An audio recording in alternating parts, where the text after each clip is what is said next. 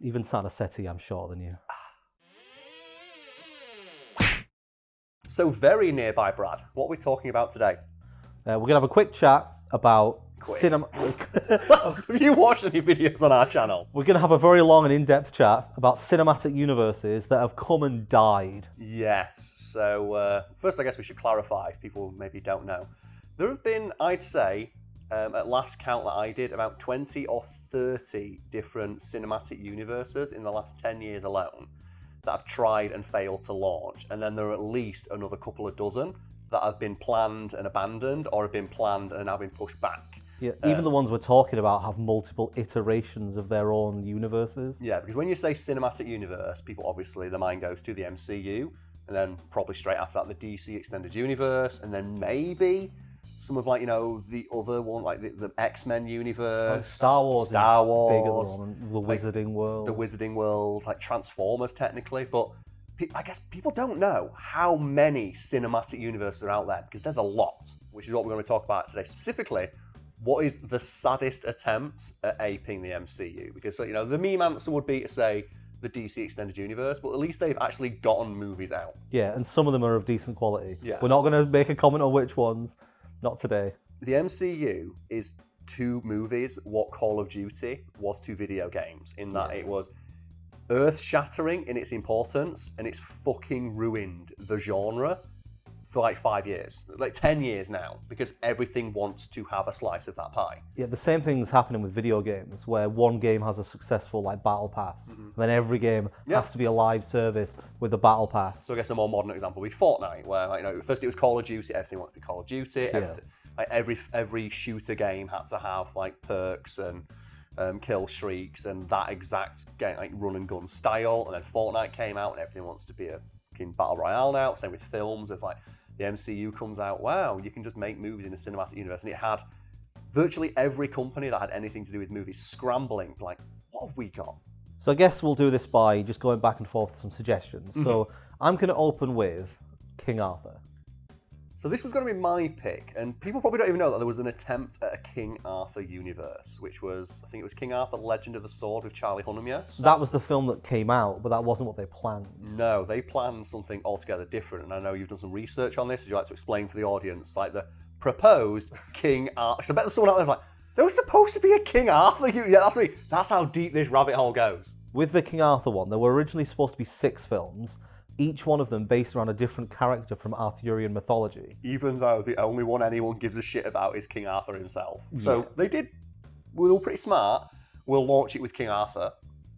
You know, we're going to do the big guns first, like the DC Extended Universe thing. We're going to start with Batman and Superman. You know. When you hear about what they were going to do for Merlin, I think you'll be... it's a bit sad we didn't get this. Okay, so tell me what they're going to do for the Merlin movie. So the Merlin movie, there's no details about what it was going to be about, but I think it was going to be the second one, and it was going to star Idris Elba as Merlin. Okay, I guess if you're going to get someone in, get someone from the DC, get someone from the MCU. Yeah.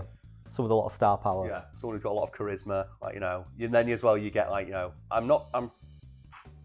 wouldn't like to say that movie studios plan on this, but they probably have someone somewhere who does some, like, you know, some calculations of, like, will it get us more clicks on the internet? Of you would then get controversy for casting a black guy as a figure from Arthurian myth, even though, like, you know, there's a word there that kind of suggests that you don't really need to be true to life there. Myth. Have a guess who you think the original Arthur was going to be. Oh, it'd have to be... Okay, give me a time period for when it was, so I know which actor was hot. It was definitely between 2010 and 2018. Was it Henry Cavill? No. Okay, because I'm thinking British actor who's kind of hot. But the reason I'm giving you those time frames is because there was a particular TV show on during that period. Game of Thrones. Okay, so it's a Game of Thrones actor. Yep. Was it Kit Harington? It was Kit Harington. Yes! Kit Okay, so Harington. can we talk about how... Joey said, like, Call of Duty ruined games. Yeah. And, like, the MCU ruined movies. I want to say that Game of Thrones ruined, not movies, but casting for about 5 years. Because everybody had to be a Game of Thrones actor. Yeah, and one of my biggest complaints about Game of Thrones is that it introduced, admittedly, all these great new actors like your Kit Haringtons, your Maisie Williamses, who's the... It also brought a lot of lesser known but really famous actors back in. Yeah, and like Charles Dance was famous but not as known as he is now. He's known as Tywin Lannister. Yeah, like he was, like, you know, a well-esteemed, like, actor who, like, you know, got a resurgence to his career. But the thing that annoys me is that the other group of actors that were highlighted were these journeyman working actors who've been in the industry for years. Like Jorah Mormont, that guy, like Ian Glenn. Yeah. Like people like him who've been in the industry for fucking years, have been quietly working in the background, like putting on fantastic performances, honing their craft. And people saw this and went, let's let Kit Harington lead a movie. Let's not let the guy who's like, we know is a good actor, who's been in the industry for 20, 30 years. Let's not get him. Let's get Kit Harington because he's hot right now. Yeah, he's young and hot. Like he's not proven himself to be a good actor. And that's the thing, if you go look at all the performances of people like Kit Harington, in almost all the scenes that people say, this is him, like this is him at his best, it's him acting against someone else who's more experienced. Like it's him acting with like the Onion Knight, or Jorah, or God damn it, Lizzie Chef, Sean Bean. You forgot Sean Bean. I forgot Sean Bean. No, I've got to hand him my Sheffield card. You might not have my name, but you have my blood. And I hated that we just had. There's that period of like, okay, what Game of Thrones actor can we slot into our thing? The best example though of like what I'm talking about of like Game of Thrones ruining casting is another cinematic universe, which is the X-Men. Oh. The X-Men was pretty successful, right? Yeah. They had 10 movies before the MCU. That was like the universe. Like even The Last Stand, which people said wasn't great, was fine. It was fine. Yeah, I think Origins was the worst part of that one. Yeah, and I do love how it ended on a literal train wreck. There wasn't even supposed to be there. No, because they didn't want to compete with Captain Marvel, so they just changed it from being in space to a train wreck, which is fitting. But the actor who plays, you mentioned Dark Phoenix. What's the actress's name? Sophie Turner, is Sophie it? Turner, yeah. Sophie Turner. Do you know why she was cast as Jean Grey? Because she was famous in Game of Thrones? Yeah, and it's also because she had more Instagram followers than the other actress they were going to pick. And I don't know how to pronounce her name, you have to help me here. She's the lady who plays Hannah. And it's like Swahe, it's like the Irish name. It's like Soire. And I don't know how to pronounce her name, so I'm not going to attempt it. But that actress... It's Saoirse, but it's easier for Americans and English people to say Saoirse or Sasha. Sophie Turner herself has said in an interview, the person that was up against is a way better actress than I am. Like she admits that she's like a worse actress than the person she was up against, but I had more Instagram followers, so they gave it to me. It's like, fuck's sake, you're not supposed to say that. Why did you say that? It's just so cynical. Do you know what that is? That's the Game of Thrones Season 8 energy just leaking in, isn't it? Of like, but never forget Kit Harington was said on record once, in a word, describe Season 8 of Game of Thrones. Disappointing. What? Exciting. Disappointing. Disappointing? I love that there's probably a time period where they're not allowed to share their true feelings, and then when that ends, they're all just like, it was shit. Do you know my favourite thing? So it was pointed out to me that Game of Thrones speed ran actors shitting on movies they were in. Because the example that was used before that is the prequel trilogy, which, once the hype had died down, it was universally agreed, those movies are pretty bad. And none of the actors in it ever said that. Yeah. And it said it took about 10 years for them to at least jokingly go, oh yeah, they weren't great, but they were a lot of fun, and I met a lot of good people, and people enjoyed them. And that's about the most you'd get. Game of Thrones was so bad that actors, before it came out, it's shit. Yeah, so we had, as Karl said, we had King Arthur, Legend of the Sword. And I think that's one of my favourite examples. It's not the saddest, I think, but it's one of my favourite examples of just the director and the producers in the studio getting big old balls on them and being like, you know what? Speaking of Guy Ritchie, that quote from Vinnie Jones of having big beefy balls of pointing to the stands. 6 movies. 6 fucking movies. It's the fact that they announced them before they even come out. That's the best. And they've got this whole slate. We'll get onto the Dark Universe at some point, because I want to get towards that one towards the end. Yeah. But they did that thing of, we're going to plan all the films and cast all the actors before we have scripts. Yeah. I think that's when it gets sad. Yeah. Is when they're reaching so far, when they have nothing. And it's because they have so much. It's not I don't want to say faith. It's that they have so much cynicism that the audience watching at home will actually care about the quality. Yeah. It's there's a great quote from Red Letter Media about this. They talk about when Disney announces a slate of new Star Wars movies. Don't think about products. Just consume product, then get excited for next product. That's the thing. What they always forget about the MCU is that they're cynical now. When they first made them, there was a lot of craft went into it and a lot of thought. And Kevin Feige fucking loves Marvel. Yeah. Like, he worked on like the original Spider-Man movie. He worked on like, you know, early X-Men stuff. And even in those days, he was always pitching, maybe we should like do something with other characters that we own. Can we buy anything else and get them in? Like, so he fucking loves it. And all the actors are clearly enjoying themselves. But then when you go look at these other products, like, no one cares. That's the one thing you say about the MCU is like, people care and they look like they're having fun. And when you see like behind the scenes stuff of the actors, they look like they're having fun. Yeah, whenever they're doing interviews, they always look like they enjoy each other's company as well. Like, and that's how they've gotten all these like huge big actors in for cameos and stuff. Like, so you get like, you know, your Sylvester Stallones in, like your Michelle Yeohs, Your Sam Neil's. your Sam Neil's. Yeah, like that's the thing. Sam Neill basically swore off acting to go live on his farm with his pigs, drinking wine. I mean, you give him a lot of credit for this, but we've had Jurassic World Dominion since then. Yeah, and do you know what? I've seen him in interviews for that, and he fucking hated it. I've seen him in interviews for like, you know, his cameos in. I bet the paycheck for that was massive. Oh, to just get into wear the fucking hat. Yeah.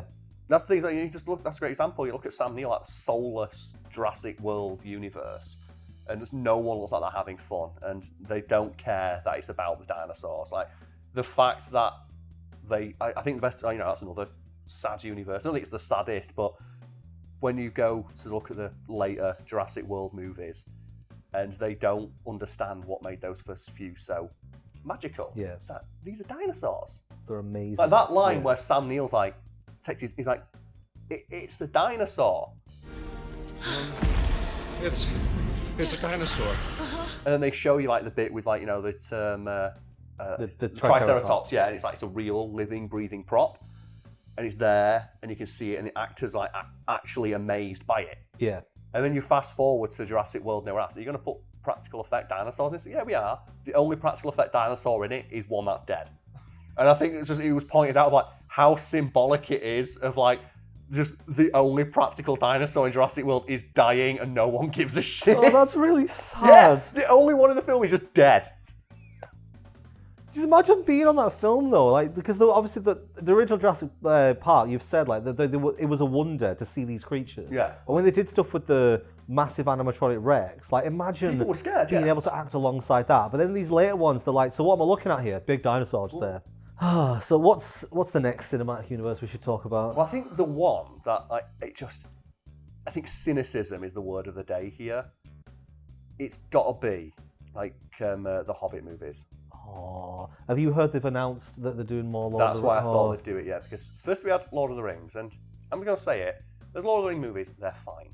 And what I appreciate about them is the practical effort that went into them. Yeah. Like they had a full-time armourer on set making chainmail for all the orcs. Like you can tell every single frame there was love and craft put into making it. Into every single thing, yeah. And like and it's one of those things where you can go back and you can rewatch it and just the craft on display of like a good example of this. Go watch any scene where there's a lot of orcs.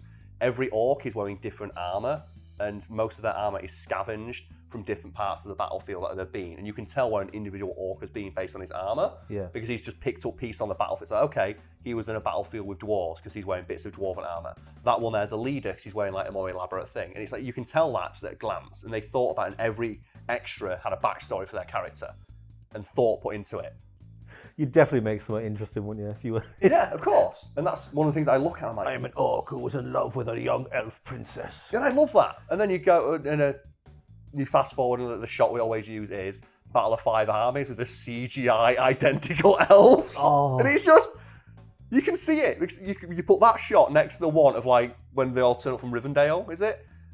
And it's like my favourite shot in any fucking like battle movie where all of the elves at once just go Fa-tong! And it's like, yeah! That's like 500 extras at once whipping out real metal swords, and it looks badass. I can never understand how The Hobbit ends up the way it did. I mean, I'm guessing it was studio money. Shit. Yeah. They told. But they had the same person helming it. They had the previous one to look back to, and they knew how. Like, it got so many Oscar nods. No, how often do fantasy films get that many Oscar nods? It's the thing of. But I don't say fan. I mean, like that kind of. You know, all big action film. It's the thing we talked about of like we don't understand what made the thing popular. It's like, well, it was popular because it was Lord of the Rings, right? It's like, no, it's popular because it was a lot of actors who really enjoyed what they were doing, working with a filmmaker who enjoyed what he was doing, and a lot of time, craft, and effort was put into it. Yeah. Do you know they tried to bring Aragorn back? Was it for a cameo at the end? Yeah, and Viggo Mortensen, when they asked him if he was doing it, went, well, my character wouldn't be alive when this happened or something like that. I think he was 50. He was really because the Dunedain aged slowly, so he would have been a really young kid. Yeah, he pointed out that his character wouldn't be around at that point, and the studio didn't know because no one had read the books, and he had. And I think that just sums up like how little they gave a shit. Whereas you go back to like the Lord of the Rings, and you had like King Christopher Lee on set who read the books every year and met Tolkien, and was giving like advice on stuff. It's like there's a contrast there as well, because we always hear the stories about Ian McKellen Crying. tearing up. Yeah. What do you mean he cry? And I think So I imagine Christopher Lee might have felt the same, but he had to film remotely because he was unwell. Yeah. So they filmed him remotely. I don't know if they had stand-ins or if they flew the actors over to sort of act with him, because he was in a few scenes in that as Saruman. Yeah. Oh man, I wonder what he'd say looking at, because you were talking about cinema. They've obviously had the what's it called? What's the name of the show? It's called The Lord of the Rings, The Rings of Power. Why would you have the rings twice? No, Amazon presents. I hate when they do this. The Lord of the Rings, The Rings of.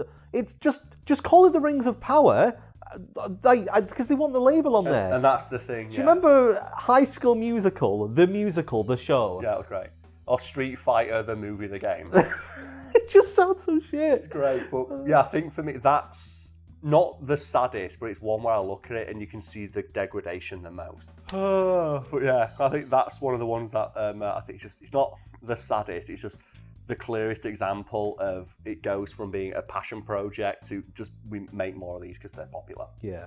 So I don't think you can even do that with Star Wars because the degradation happened almost instantaneously. Like he basically gets discounted because it was never good or cohesive in the first place. And I guess we do have to give like a slight mention to the 7 different Robin Hood movies that were proposed from 2010 to 2020.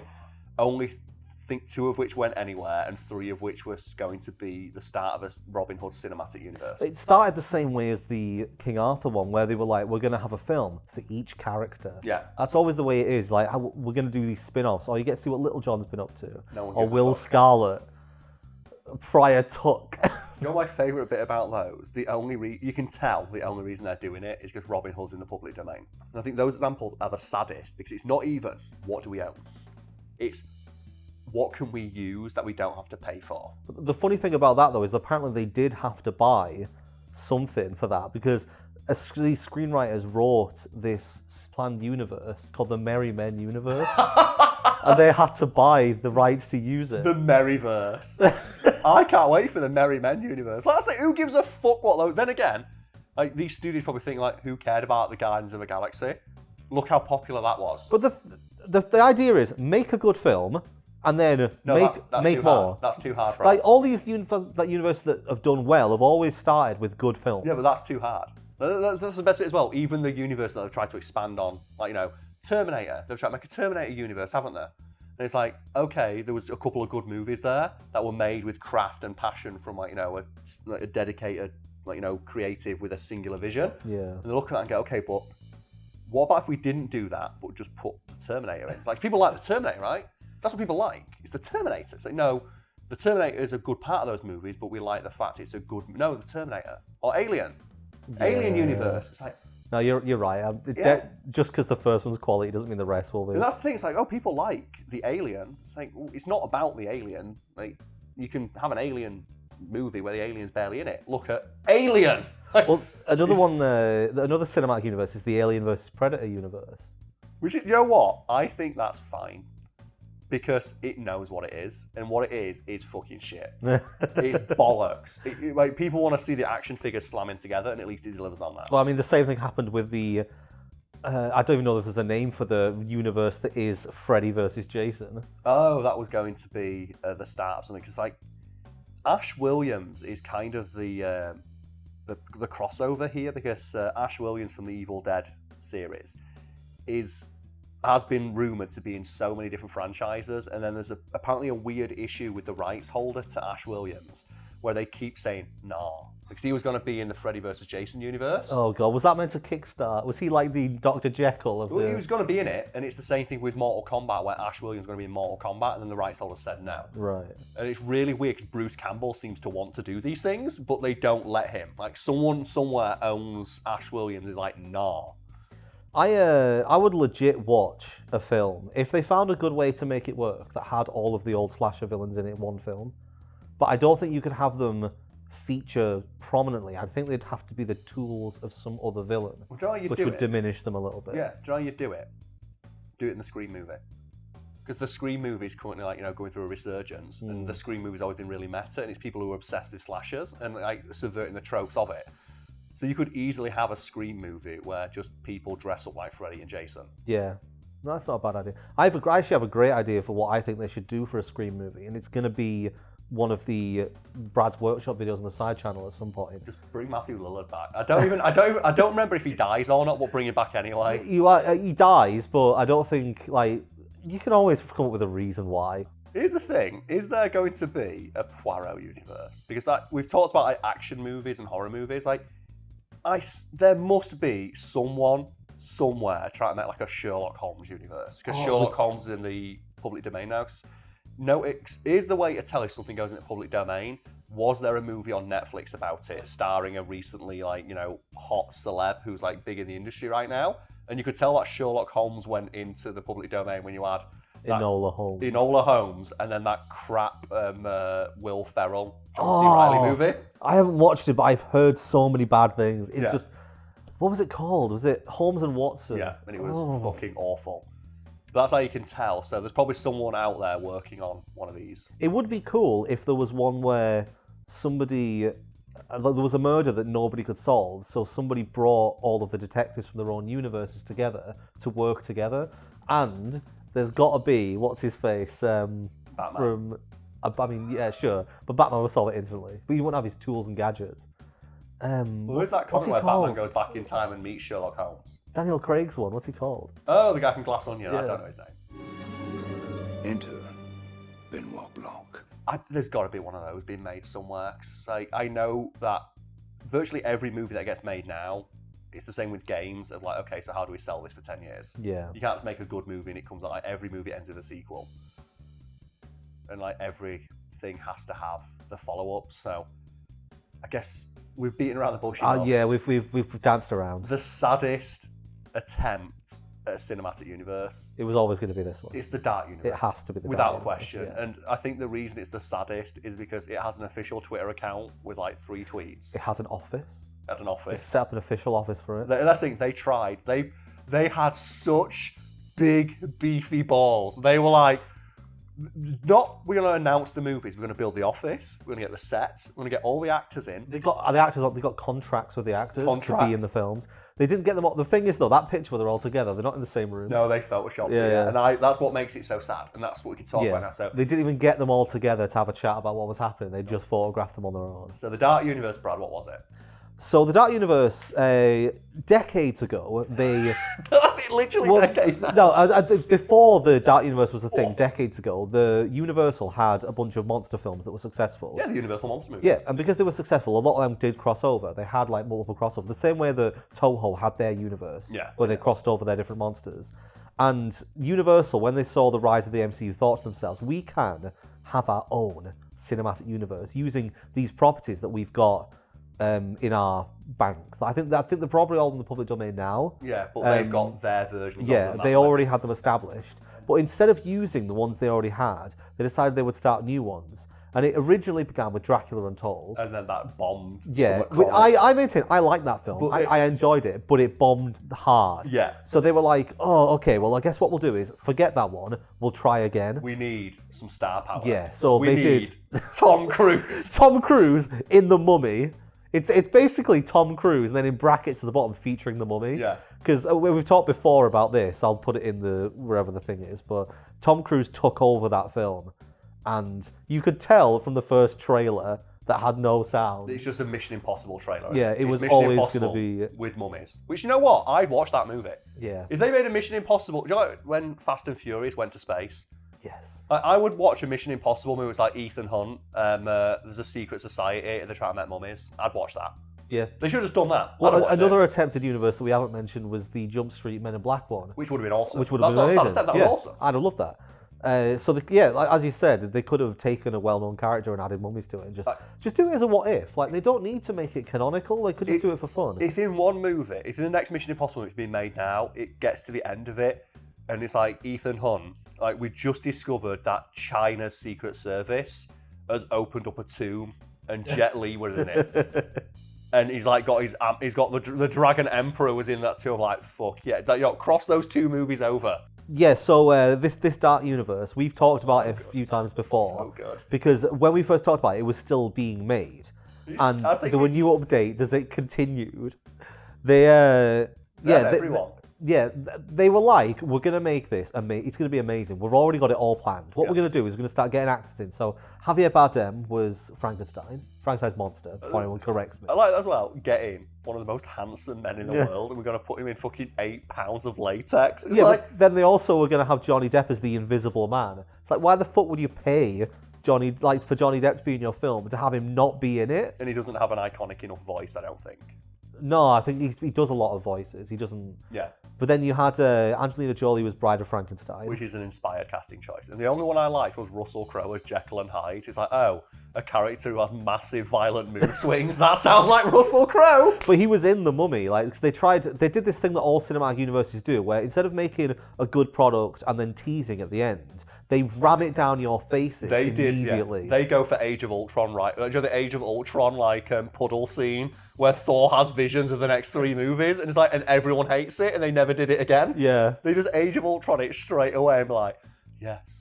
So they had Dr. Jekyll in there being like, I'm part of this institution that tracks down these dangerous creatures. I'm here to tell you about the Monster Project. It's the best. He's so good. So yeah, The Mummy was obviously a big failure. I think the film ends with Tom Cruise essentially becoming the Mummy. Yeah, he's got like little bandages. He like covers up like a little bandage. Even though that doesn't make any sense, because the point of the Mummy is that it's a mummy. He's not a mummy. It's Tom Cruise with a curse on him. Yeah.